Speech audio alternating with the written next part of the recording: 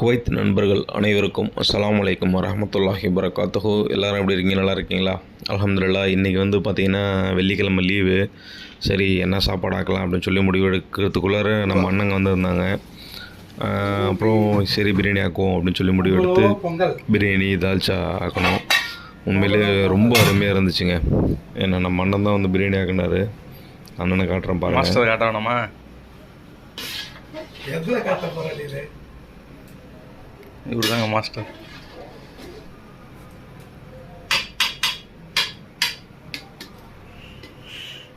அதாவது பார்த்திங்கன்னா குவைத்தை பொறுத்த வரைக்கும் பிரியாணின்றது 1.5 கேடி, ஏன்னா குறைஞ்சது மோஸ்ட்லி 1.5 கேடி தான் எல்லா இடத்துலையும் கொடுக்குறாங்க. 1.5 கேடினா நம்ம ஊர் காசுக்கு 500 கிட்ட வந்துடும். ஆனால் நம்ம ஊர் டேஸ்ட்டு வராது. நம்ம என்ன தான் சமைச்சாலுமே நம்ம மண் டேஸ்ட் பண்ணி பார்க்குறாரு பிரியாணியை. எப்படின்னா இருக்கு?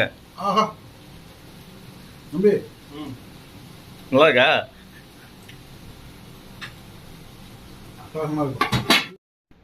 நம்ம அண்ணன் உண்மையிலே பிரியாணி ரொம்ப ஒரு அருமையாக செஞ்சுருந்தார்.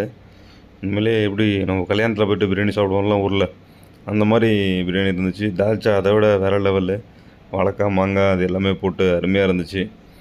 அதாவது நம்ம வந்து கடையில் போய்ட்டு 1.5 கேடி 2 கேடி கொடுத்து பிரியாணி சாப்பிட்டு நம்ம அமௌண்ட்டையும் வேஸ்ட் பண்ணிக்கிட்டு ஒரு டேஸ்ட்டும் சரியில்லாமல் இருக்கிறதுக்கு இந்த மாதிரி ஏதாவது வீட்டிலே சமைச்சு பழகி நம்ம சாப்பிட்டோன்னு வச்சுங்களேன், உடலுக்கும் நல்லது, ஒரு டேஸ்ட்டாகவும் இருக்கும். அதாவது இங்கே வந்து 1.5 கேடி 2 கேடி கொடுத்தாலுமே நம்ம ஊர் சாப்பாடு மாதிரி வர்றதில்ல. அதாவது இப்போ பார்த்தீங்களா பிரியாணி செஞ்சாச்சு, முட்டை, ஏன்னா அது இல்லாமல் பச்சடி, என்ன அது மாதிரி நம்ம ஊரில் வந்து ஒரு தட்டை எடுத்துகிட்டு தனித்தனியாக போட்டு சாப்பிட்றது வேறு. இங்கே வெளிநாடுன்றது உங்களுக்கே தெரியும், ஒரே சகன் தான். அந்த சகனில் வந்து மொத்தமாக எல்லோரும் ஒன்றா உட்காந்து அப்படி சாப்பிட வேண்டியதான். அல்ஹம்துலில்லாஹ் இன்றைக்கி லீவு வந்து அல்ஹம்துலில்லாஹ் சந்தோஷமாக போணுச்சு. இன்ஷா அல்லாஹ் உங்களுக்கும் வெள்ளிக்கிழமை லீவுனா ஃப்ரெண்டு எல்லாத்தையும் சொந்தக்காரங்க எல்லாத்தையும் இங்கே இருக்கிறவங்கள ஒன்றா கூப்பிட்டு பிரியாணி ஆக்கி சாப்பிடுங்க. அல்ஹம்துலில்லாஹ் சந்தோஷமாக இருக்கும். இன்ஷா அல்லாஹ் அடுத்த